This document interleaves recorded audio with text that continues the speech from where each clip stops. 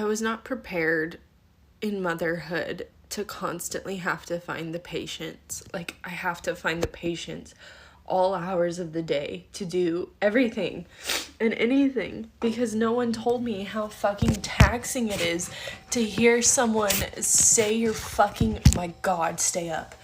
No one tells you how fucking taxing it is to hear someone whine or cry or say mama, mama, mama, mama all the time, 24/7. Like, there's no way to mentally prepare for your brain to handle that. And on top of it, all you're trying to do is things for them. Like, you're trying to make food, or you're trying to get dishes done so that you can have dishes to make more food, or you're cleaning laundry, or you're cleaning up a mess or something. You're constantly doing something to care for the house or for the child or for the children or kids or animals or whatever. And then they don't see that. They only see the fact that you're not paying attention to them, so then they want more of your attention. And you're like, I'm already giving you all of my fucking attention. I know you don't realize it, but I am.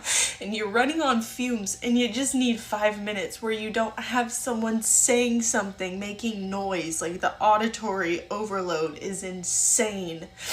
And it's like, what sucks even more right now is, like, I don't have my car, and so I feel so fucking trapped. And my husband, like, he works so hard for our family, and so he's finally gonna do something he hasn't done since we've been together, which is go hunting. We've been together for 5 years, and this man has talked about it all 5 years. Like, he's finally gonna go. And all I can think about is how I'm gonna be solo parenting for a couple days, and it's not even that much, but it's just like, I want a break. And I know that he gives me, it's not him, it's not my husband, like, he gives me breaks and stuff, but I just, like, you can't ever just take a day off of parenting. Like, you can't just go like, I need a sick day, I'm gonna take a mental health day, I'm gonna take a day to recharge so that I could be a better mom tomorrow or for the next fucking month or 2 months or 3 months. You can't do that. And it's like, yes, I could ask my mom for help, or, you know, like, I'm lucky enough to do that, but realistically, as parents, like, until you're doing it, you don't realize how fucking hard it is. And I'm just taking, 2 minutes and 30 seconds and counting to myself, and I feel so much guilt because I know that I left my baby in her crib to sit there and just, like, chill for a second because I'm overwhelmed and I need a minute and I needed to vent and get it off my chest, so I have the patience to make it through the rest of the day if she decides not to nap, which is what it's looking like. And I hate this narrative online where you go online and you see all these people getting all this shit done all day, every day, and I'm like, how are you doing it with so much fucking patience? Like, I don't have that. I'm trying really hard to get it. I'm just, like, overstimulated all the fucking time. And it's hard. And it sucks. I feel better now that I talked about it. Alright, I'm gonna stop being a pansy. I'm gonna go pour myself a fucking Dr. Pepper, and I'm gonna get into my kid's room again, and I'm gonna go, you ready for the afternoon? Maybe let's go outside and get some sunshine. Let's go play with the dog. Let's play with chalk. I don't know. Maybe I'll just fucking get popsicles out and make everybody happy, because it's not for the weak, and I just wanted you to know that. If you're having a hard day with me, we're gonna get through it. It's just a fucking day. Tomorrow we'll be better. We'll have more patience. It'll be smoother. Naps won't get messed up. But today we're in the thick of it. And that's okay. I'm gonna say something very controversial, but motherhood is a scam.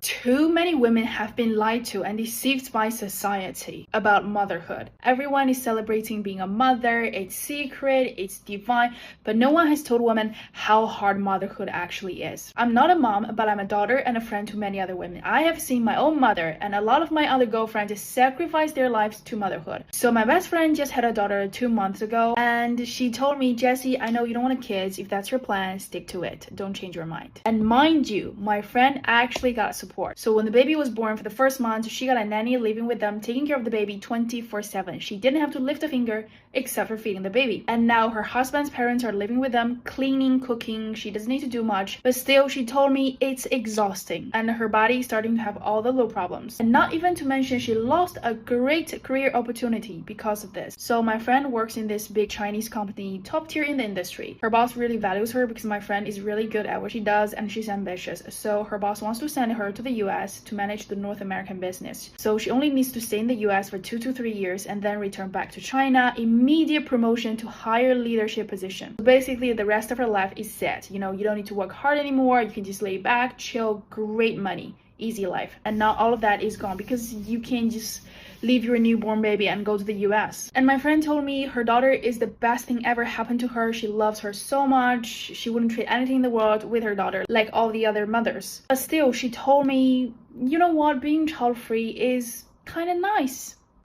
So I regret being a parent. Now, before you come for me, please hear me out. For the longest time, I didn't want kids. My husband and I were on the same page.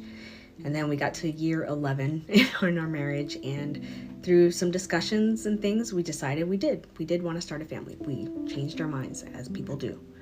And I think we went into it thinking that it might not even happen because we had some friends with fertility issues and things like that. So we thought maybe this might not even happen for us. So we're just going to go ahead and try anyway.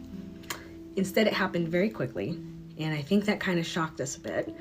And for 2 straight weeks, I cried thinking about it because I was like, what have I done? I've ruined my plans. What am I doing? I got over it after the initial shock of it all. And then the pandemic hit and we had our daughter, and I thought, great, now this is not going at all as what I thought.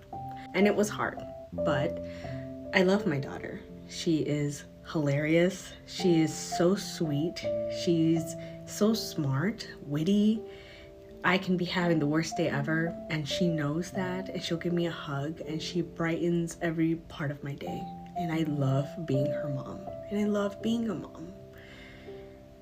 But there were a lot of reasons why I didn't want kids. And one of those reasons was that I didn't want to bring a kid into a world that was declining as it is. And I don't know if this happens every generation. I don't know if every generation has thought, what am I bringing my kids into? But especially with the state of things as of late, I look into her eyes and how bright it is and how wonderful she sees everything. And I just think, what have I done? Because one day it's not going to be as bright for her. And look at everything that's happening. So in that respect, I regret being a parent, even though I love being a mom. And I just wanted to share that with you today, in case anybody else feels that way. The regret of having kids is going viral right now, and although I understand both perspectives of those that are not fond of this viral trend, as well as those that are fond of, I just wanted to break it down a little bit from a perspective of a full custodial single mother that is not necessarily financially well off or born into wealth and lacking a village, and my personal opinions from what I've heard and so forth. So what I'm understanding is that the other side of the coin that is sharing their regrets of becoming parents